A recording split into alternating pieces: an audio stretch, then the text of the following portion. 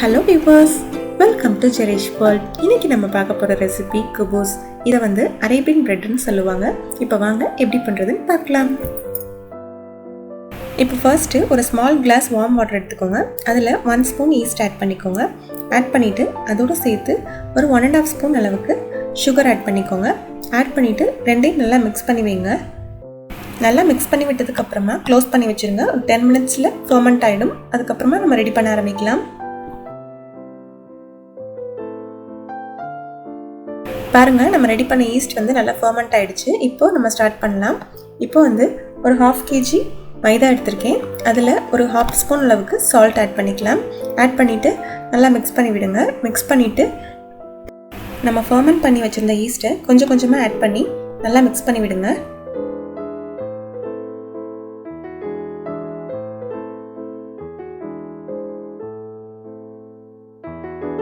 East add பண்ணி mix பண்ணதுக்கப்புறமா கொஞ்சமாக தண்ணி ஆட் பண்ணி சப்பாத்தி மாவுக்கு எந்த அளவுக்கு பிசைவோமோ அந்த மாதிரி பிசைஞ்சு நல்லா மிக்ஸ் பண்ணி வச்சுருங்க.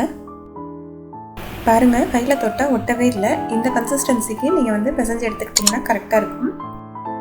இப்போ நெக்ஸ்ட் இதில் 1 ஸ்பூன் அளவுக்கு ஆயில் ஆட் பண்ணிவிட்டு நல்லா பால் ஷேப்க்கு நல்லா பிசைஞ்சு வச்சுருங்க.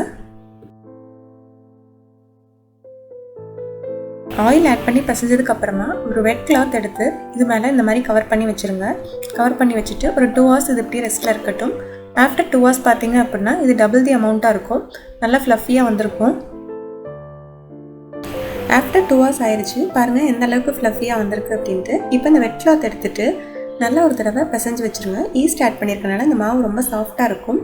இந்த மாதிரி நல்லா ஒரு தடவை நல்லா பிசைஞ்சிட்டு நம்ம சப்பாத்திக்கு எந்த அளவுக்கு மாவு திரட்டுவோமோ அதில் டபுள் தி அமௌண்ட்டாக நம்ம வந்து கொஞ்சம் பெரிய பெரிய பால்ஸாக எடுத்துக்கணும். இந்த மாதிரி பெரிய பெரிய சைஸ் பால்ஸாக ரெடி பண்ணி எடுத்துக்கோங்க.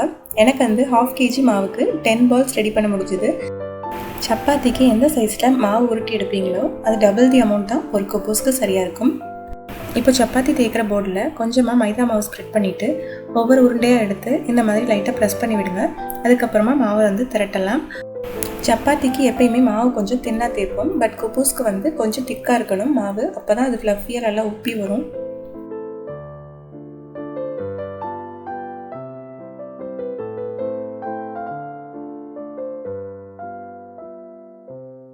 இப்போது தோசை பேனை ஹீட் பண்ணிவிட்டு அது மேலே ஆயில் ஸ்ப்ரெட் பண்ணியாச்சு.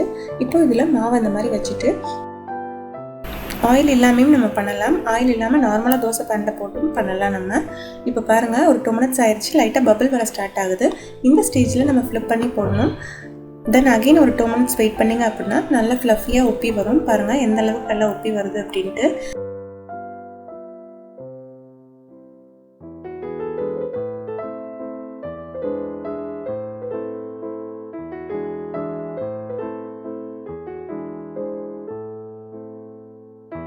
பாருங்கள் எந்த அளவுக்கு பர்ஃபெக்டாக வந்திருக்கு அப்படின்ட்டு. ரொம்ப டேஸ்டி அண்ட் ஃப்ளஃபியாக வந்திருக்கு.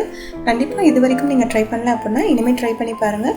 ரொம்ப டேஸ்ட்டாக இருக்கும். இதுக்கு எந்த ஒரு நான்வெஜ் நீங்கள் ஆட் பண்ணி சாப்பிட்டாலும் ரொம்ப சூப்பராக வரும். அது மட்டும் இல்லை, இதுக்கு வந்து கார்லிக் சாஸ் நீங்கள் யூஸ் பண்ணிங்க அப்படின்னா சூப்பராக இருக்கும். கண்டிப்பாக நீங்கள் அதை வந்து நீங்கள் நம்மளோட நெக்ஸ்ட் வீடியோவில் நீங்கள் பார்க்கலாம். கண்டிப்பாக அதையும் பாருங்கள் எந்த அளவுக்கு சாஃப்டாக வந்திருக்கு அப்படின்ட்டு. நீங்கள் கண்டிப்பாக இதை வீட்டில் ட்ரை பண்ணி பாருங்கள். எப்படி இருந்துச்சுன்னு கமெண்ட்டில் சொல்லுங்கள். இந்த வீடியோ பிடிச்சிருந்தா மறக்காமல் ஒரு லைக் பண்ணுங்கள்.